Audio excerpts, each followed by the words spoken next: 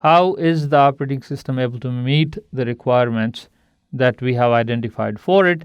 And one of them is this requirement that the trusted part be isolated and not be tampered with by the untrusted application or user code.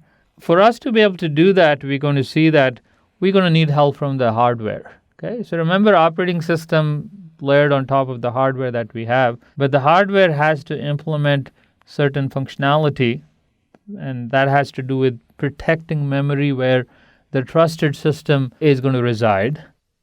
And so the hardware is going to help us protect the trusted part of the system from untrusted applications. And that is actually going to be the reason we're going to be able to isolate it or make it tamper-proof. When you talk about isolating, then we also have to talk about, well, something has to be different when you're executing user or application code versus when you actually go into the operating system or when you're executing the trusted software that makes up the operating system.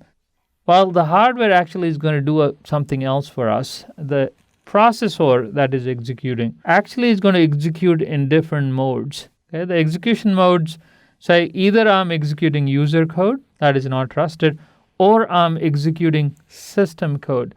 So the processor is actually aware of what kind of code it is executing. So one obvious thing we can do when it's executing user code, for example, the processor says, I'm in user mode, I shouldn't be touching anything that belongs to the operating system or the trusted base that we have, the trusted computing base that we have. When I'm executing in the system mode, then I'm allowed to access the code and the data that makes up the trusted system. So the hardware is sort of aware of what is going on at a given time, in particular what execution mode is it running in. The execution mode, this thing goes by a different name. It's also called execution rings. So ring is sort of, think about a privilege level in some sense. When you're in the system mode, you have the highest privileges, and there could be many of these. In fact, several processor architectures support more than 2. I'm just talking about user and system. But the innermost ring where the trusted computing base resides is the most privileged. As you move out of that, you, for example, could move into the user ring, and then your privileges are reduced because you can't access what can be accessed by being in the trusted computing base. So this execution modes that we're talking about, whether you're in system mode or user mode, you can also say you are in the ring that you reside in when you are in the system mode versus the user ring or mode.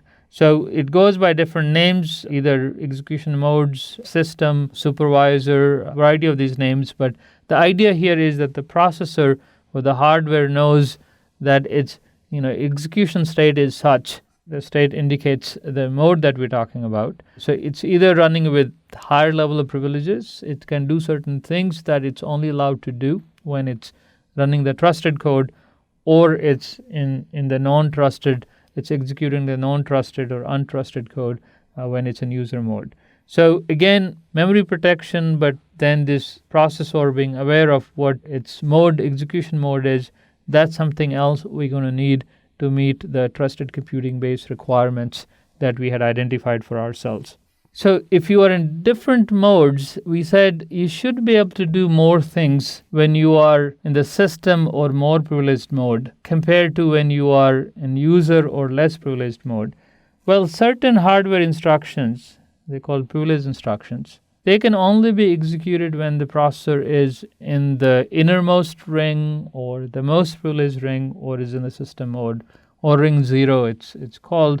0 is the most privileged, and you go out, it's 0, 1, 2, 3, become less privileged. So privileged instructions are special instructions that you cannot execute when you are in the user mode.